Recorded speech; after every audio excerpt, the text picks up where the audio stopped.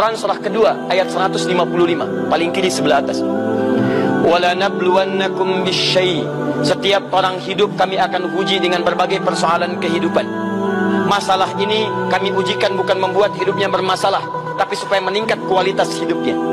Bukankah anak Anda yang di SD kemarin tidak ikut ujian tidak akan meningkat kualitas keilmuannya? Bukankah anak SD kalau tidak ikut ujian tidak akan masuk SMP? Bukankah anak SMP kalau tidak ujian tidak akan naik kelas ke SMA? Bukankah anak SMA kalau tidak ada ujian tidak akan naik kelas ke kampusnya? Setiap orang ingin meningkat kualitas pendidikannya, setiap orang meningkat kualitas hidupnya, dia mesti mengalami ujian. Kata Allah, setiap yang hidup saya akan uji dia dengan masalah-masalah untuk meningkatkan kualitas hidupnya. Jadi kalau Anda merasa masih hidup, Anda pasti akan berhadapan dengan masalah. Persamaan terbaliknya, maaf, hidup berbanding lurus dengan masalah. Persamaan terbaliknya, orang yang tidak ingin punya masalah artinya dia tidak ingin hidup. Saya mau tanya pada Anda ingin punya masalah atau tidak ingin punya masalah?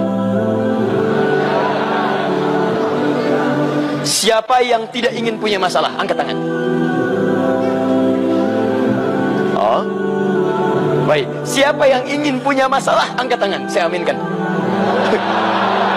Hah? Ayo. Wah, Anda ini nggak jelas.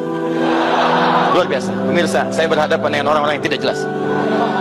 Diangkat, tidak mau. Diturunkan, tidak mau. Kasih masalah, tidak mau. Tidak dikasih masalah, tidak mau. Anda maunya apa? Ini makhluk wallahu a'lam. Dua. Mustahil. Anda ke rumah ada masalah. Anda ke sini pun akan ada masalah.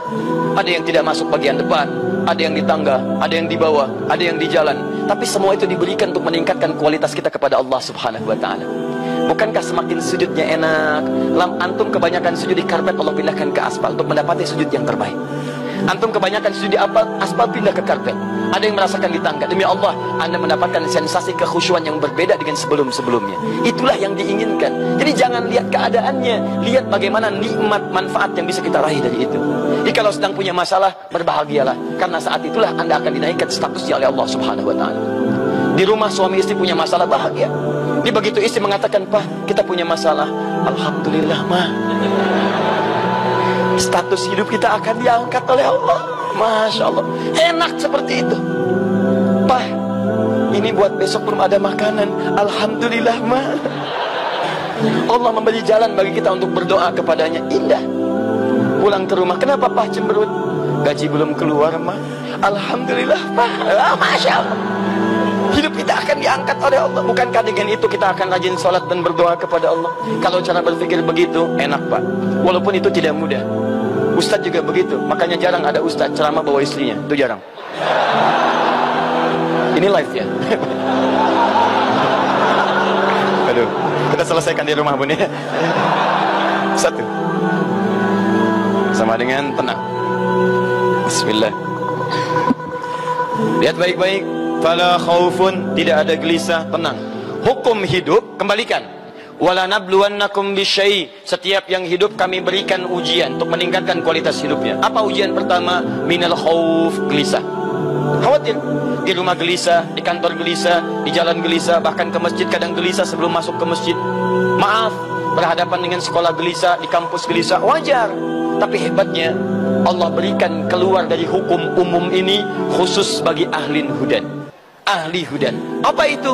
Orang yang mengambil hudan dari Allah. Faman tabi'a hudaya fala khauf. Harusnya dapat khauf, tapi karena dekat dengan hidayah Allah, fala khauf. Begitu ada khawatir, hilang. Bukan nggak khawatir, ada khawatir, hilang. Ada khawatir, tenang. Ke kantor khawatir, ada ketenangan. Di jalan khawatir, tiba-tiba ada ketenangan. Jadi saking dahsyatnya, setiap peluang akan menghadirkan kekhawatiran, kegelisahan. Seketika itu hudan melekat pada dirinya. Tenang, tenang, tenang, tenang. Jadi nanti kalau Anda dalam hidup kebanyakan khawatirnya, jarang mendapatkan ketenangan, maaf, kedudukan Anda tinggi, harta melimpah, saran saya coba Anda merenung. Mungkin barangkali bukan Anda kurang tinggi jabatan, bukan Anda kurang kaya harta, Anda kurang dekat dengan hudan petunjuk Allah Subhanahu wa taala. Ini penting teman-teman. Kaya tanpa ketenangan itu tidak nyaman hidup. Miskin tapi ada ketenangan, itu kadang-kadang memberikan kenyamanan dalam kehidupan. Saya mau Anda berikan pilihan, tapi jangan maksa pilih yang ketiga. Awas. Kaya tapi gelisah atau miskin tapi tenang?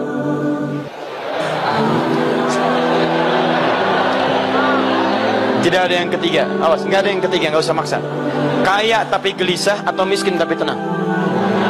Ah, susah. Saya nggak akan tanya lagi. Dah. Siapa yang mau punya masalah? Siapa yang tidak ingin punya masalah? Kaya tapi gelisah, miskin tapi tenang. Dah, dua. Walahum yahzanun, tidak pula bersedih, tidak sedih. Tidak sedih, persamaannya senang. Masya Allah, bahagia, gembira.